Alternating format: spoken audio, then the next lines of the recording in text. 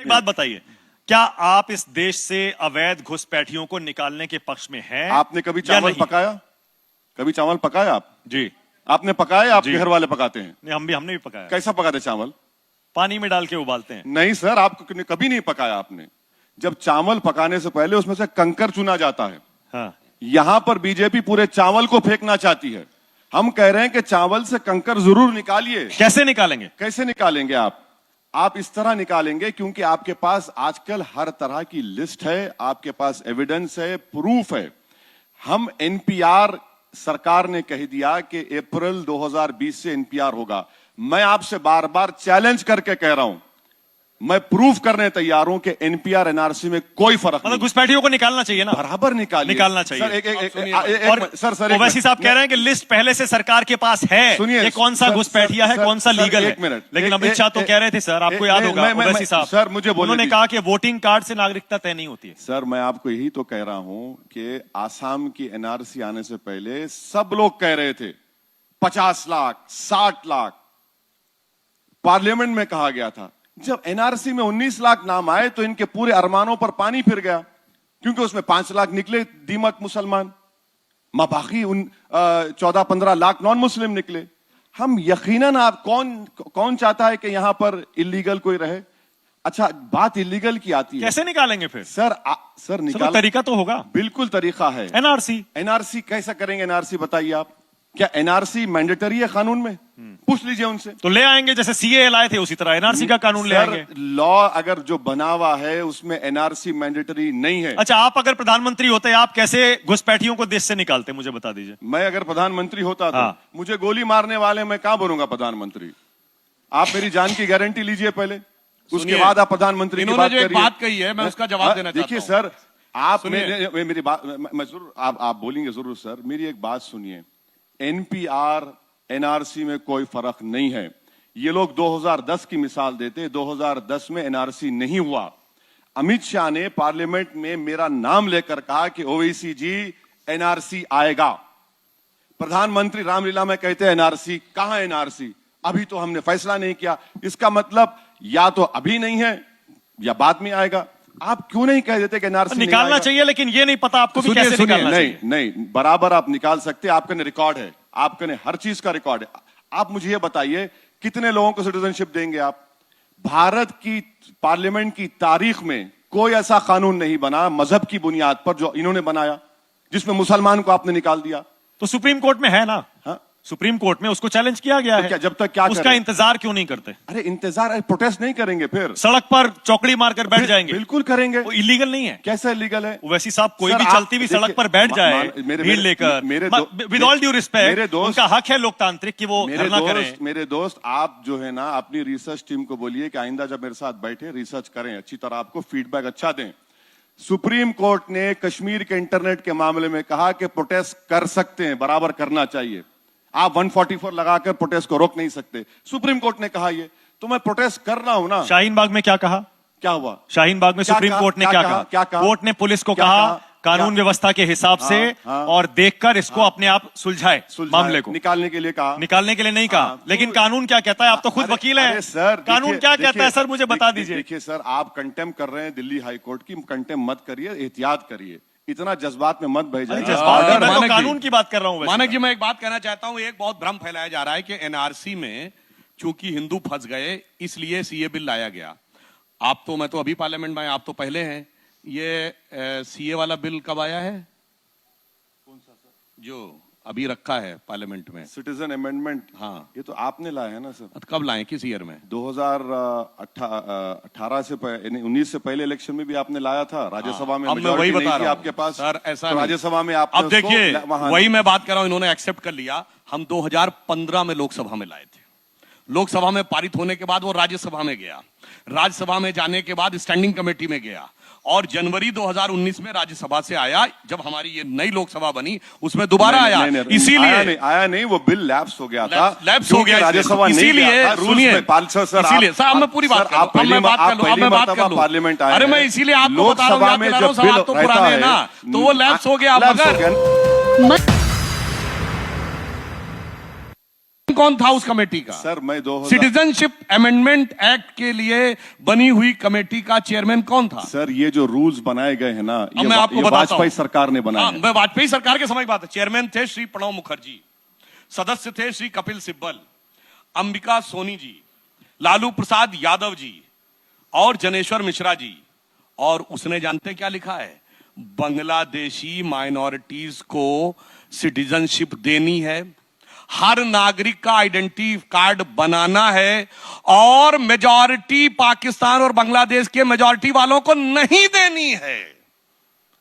ये बताइए, ये इल्हाम और ये इल्म 2003 में कुछ और था और 2019 में कुछ और हो गया, उन्हीं की सदारत में। कपिल सिब्बल को तब समझ में नहीं आया। देख तेरे संसार की हालत क्या हो गई भगवान, कितना बदल गया इंसान। तो क्या है, क्या हुआ है फिर? तो क्या मैं हुआ वही कह रहा हूं ना, जो आपने किया, आपकी कमेटी ने लिखा, वही हम कर रहे हैं। आपको क्या लग रहा है सुधांशु जी, क्यों हो रहा है फिर अभी? आप अनकॉन्स्टिट्यूशनल कह रहे हैं? बिल्कुल नहीं, जो अनकॉन्स्टिट्यूशनल कह रहे हैं भाई, बिल्कुल है। तरुण गोगोई अगर 30 अप्रैल 2012 को तत्कालीन प्रधानमंत्री को लिखेंगे बांग्लादेश के हिंदू, बौद्ध और ईसाई, तो वो सेक्युलरिज्म का गीत है। असम प्रदेश कांग्रेस कमेटी कहेगी बांग्लादेश के केवल हिंदू, बौद्ध, ईसाई, तो वो सेक्युलरिज्म का गीत है। कम्युनिस्ट पार्टी कोझिकोड के अधिवेशन में कहेगी कि अमेंडमेंट एक्ट के क्लॉज 2 सब क्लॉज ए के बी पार्ट में संशोधन करना चाहिए और माइनॉरिटीज को ही देना चाहिए, तो वो सेक्युलरिज्म का गीत है। सुनिए, अशोक गहलोत कहेंगे केवल हिंदुओं को देना है। सुधांशु जी, ओके सुधांशु जी, सुनिए, आप कह रहे हैं कि पहले विरोध नहीं किया, अब किया। मनमोहन सिंह जी कहेंगे कि हिंदू और सिख को देना है। तो सुधांशु जी क्या है फिर? आपके और क्या सीधा आरोप लगाइए ना, क्या है फिर? पूरी बात कर लेने दीजिए। हाँ। 26 नवंबर 1947 को नेहरू की कांग्रेस का रेजोल्यूशन है कि पाकिस्तान से आए हुए गैर मुस्लिमों को हम देंगे और भविष्य में नागरिकता देते रहे। और आपने कहा हमने आपको बाहर से नहीं जोड़ा, आपके पार्टी के नेता ने कहा 800 साल हमने हुकूमत की है। मुगलों से आपने जोड़ा जो बाहर के लोग थे, हमने नहीं जोड़ा। और एक मजेदार बात बता दूं, हैदराबाद के जो निजाम थे जिन्होंने इसको स्थापित किया, उनका नाम था निजामुल मुल्क आसफ जहां। ये वो थे जिन्हें मुगलों ने बेइज्जत करके भगाया था। अब बताइए वहां के लोग कहते हैं हमने राज किया। भाई गजब का तर्क देते हैं ये लोग। अब मैं आ रहा हूं इस पॉइंट के ऊपर। देखिए, इस समय देश में जो हो रहा है, ये पहली बार हो रहा है क्या? समस्या क्या है कि जब रूलिंग पार्टी के लोग, मैं पूरी ईमानदारी से कह रहा हूं, आपने तो मंत्री की बात कही, राज्य मंत्री हैं, रूलिंग पार्टी का सर्वे सर्वा प्राइम मिनिस्टर जिसके आगे सिजदा करता हो, उसकी आंखों में आंसू आए। किसके लिए? शहीद इंस्पेक्टर के लिए नहीं। संसद भवन पर हमले में जो लोग मारे गए, उनके परिवार वालों ने मेडल लौटा दिए कि 7-7, 8-8 साल हो गए, अफजल गुरु को फांसी नहीं दी जा रही, उसके लिए आंसू नहीं आए। बटाला हाउस इनकाउंटर के आरोपियों के लिए। तो इसलिए मैं कह रहा हूं कि ये जो खेल है ना, वो बहुत खतरनाक है। और इस खेल में एक और बात मैं ईमानदारी से कहना चाहता हूं, पहले मैं बोल चुका हूं, मैं रिपीट करना चाहता हूं। कहते हैं साहब माइनॉरिटी है इसलिए प्रॉब्लम है। आपको पता है इस देश की सबसे अधिक एजुकेटेड कम्युनिटी कौन है? पारसी, 0.1% की माइनॉरिटी। सबसे प्रॉस्परस कम्युनिटी कौन है? जैन, 1% की माइनॉरिटी। सबसे इंटरप्रेन्योर कम्युनिटी कौन है? सिख, 1.8% की माइनॉरिटी। क्रिश्चियंस में भी एजुकेशन का स्तर बहुत अच्छा। और जो माइनॉरिटी में प्रचंड मेजॉरिटी है, सारी की सारी समस्या उसको। अब बताइए, सन 47 में देश आजाद हुआ था, कोई क्रिश्चियन को तो छोड़ दिया। अरे सुनिए, अरे पूरी बात तो होने दीजिए। माइनॉरिटी की मेजॉरिटी को आपने पूरी बात तो होने दीजिए, पूरी बात तो होने दीजिए। ये कह रहे हैं छूट गए, ये हो गए। जब आजादी मिली तो कोई क्रिश्चियन स्टेट थी? नहीं। कोई पारसी स्टेट थी? नहीं। एक पटियाला को छोड़ दे, कोई सिख स्टेट भी नहीं थी। कोई बौद्ध स्टेट थी? नहीं। लाइन लगा के मुस्लिम स्टेट थी। पटौदी के नवाब, रामपुर के नवाब, लखनऊ के नवाब, हैदराबाद के निजाम, भोपाल के नवाब, जूनागढ़ के नवाब। और आप कहते हैं 70 साल के बाद आप यहां पहुंच गए। अरे जो हुक्मरान वक्त थे वो मजलूम हो गए, क्योंकि ये सेक्युलरिज्म के जाल में ऐसे फंसे कि उलझलूल हो गए। सारी समस्या आपके लिए क्यों हुई, ये विचार करिए। और एक और फैक्ट आपको बता दूं, 1941 और 31 की जनगणना की बात होती है। 1931 की जनगणना जाति के आधार पर हुई थी। उस समय देश में साक्षरता की दर थी 8%, उत्तर प्रदेश में थी 7%। जाति के आधार पर हुई थी, इसलिए हिंदू समाज में जो सबसे पढ़ी लिखी जातियां मानी जाती थी, ब्राह्मण 15%, राजपूत 13%। और आपको पता है सैयद मुसलमानों के परसेंटेज ऑफ लिटरेसी 1931 में 24%। यानी राष्ट्रीय औसत से 3 गुना ज्यादा। आज राष्ट्रीय औसत 73%, मुस्लिमों में 57%। ये क्यों हुआ भाई?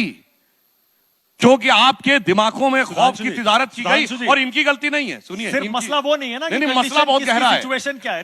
नहीं, सुनिए, मसला सीए में तो मसला वो है। अरे मैं बता रहा हूं ना, सीए में तो ये कि आपने उनको क्यों छोड़ा बाहर। अच्छा, उनको दिक्कत यही है। और सीए अपने आप में दिक्कत नहीं है। एनआरसी और सीए मिलाकर ये कह रहे हैं आपकी मंशा साजिश कुछ और है।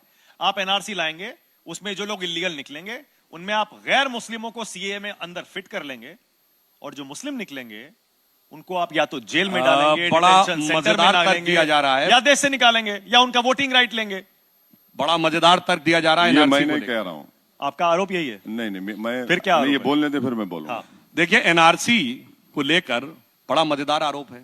कहा जा रहा है कि यदि मुसलमान छूट जाएंगे तो उनको पाकिस्तानी कह दिया जाएगा, जो हिंदू छूट जाएंगे वो आपको अपने को पाकिस्तानी शरणार्थी बना के नागरिकता पा जाएंगे। गजब का तर्क है। हिंदू मुसलमान दोनों पाकिस्तानी बना दिए गए। और किस एनआरसी के लिए? जिस एनआरसी का भी एन तो ऐलान कर दीजिए सुधांशु जी। आज आप राज्यसभा के सांसद, राष्ट्रीय प्रवक्ता, ऐलान कर दीजिए एनआरसी में जो भी इलीगल लोग निकलेंगे उन सबको निकाल दिया जाएगा, चाहे उनका कोई भी धर्म हो। बात तो सुनिए, एनआरसी का भी एन आया है क्या? बताइए। अरे एनआरसी में है क्या? गृह मंत्री ने कहा आएगा, 24 से पहले आएगा। आए तो बताओ, 24 से पहले आएगा। जैसे डेडलाइन दिया बाकायदा उन्होंने। अरे भाई, मैं कहता रहा हूं आए तब आप कहिए ना। मुझे इस चीज में प्रॉब्लम है। एक कहावत है ना, खत का मजमून भाप लेते हैं लिफाफा देख के, या ना लिफाफा ना खत, और मजमून पे चल रही है धड़ाधड़ बयान, धड़ाधड़ बयान। नहीं, ऐसा नहीं है। नहीं, एक सेकंड सुधांशु जी, मॉडल तो ये है ना, असम का एनआरसी और सीए। एक मिनट सर, मुझे सर ये बताइए, आपने 2003 के रूल्स पढ़े? आपने पढ़े 2003 के रूल्स सिटीजनशिप के? आपने पढ़े नहीं पढ़े? हाँ, बिल्कुल पढ़े। अच्छा, तो ये बताइए रूल 4 क्या है?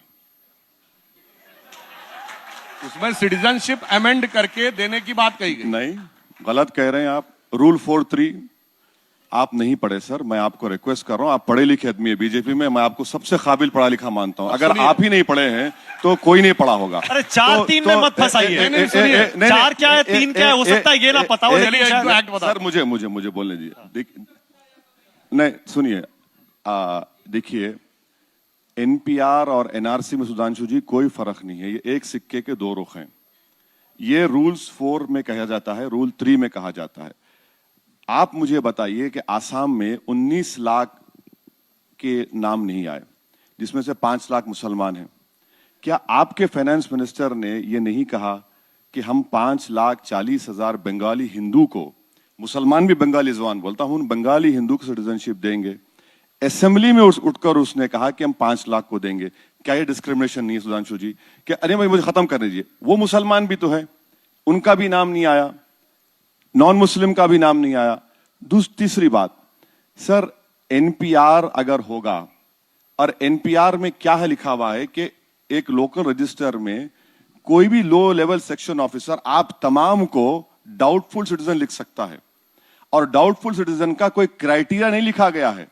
अगर वो सुबह में अपने घर से लड़कर आया है तो लिख देगा डाउटफुल सिटीजन, और डाउटफुल सिटीजन के बाद आपको और हमको बताना पड़ेगा कि हमारी सिटीजनशिप क्या है, बताइए।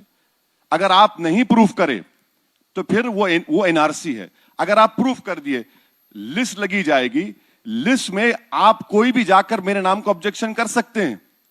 और जब मैं सुधांशु जी का नाम ऑब्जेक्ट करता हूं लोकल रजिस्टर में, तो बर्डन ऑफ प्रूफ मुझ पे होना चाहिए। नहीं, बर्डन ऑफ प्रूफ इन पर रहेगा, इनको बताना पड़ेगा। ओवैसी साहब, और नहीं सर, आखिरी सर एक मिनट मुझे पूछना पड़ेगा, क्योंकि आप बहुत दिनों से ये आंदोलन चला रहे हैं। मैं इनको एक सेकंड सुधांशु जी, मैं क्योंकि आज चाहता हूं ओवैसी साहब अपना स्टैंड क्लियर कर दें।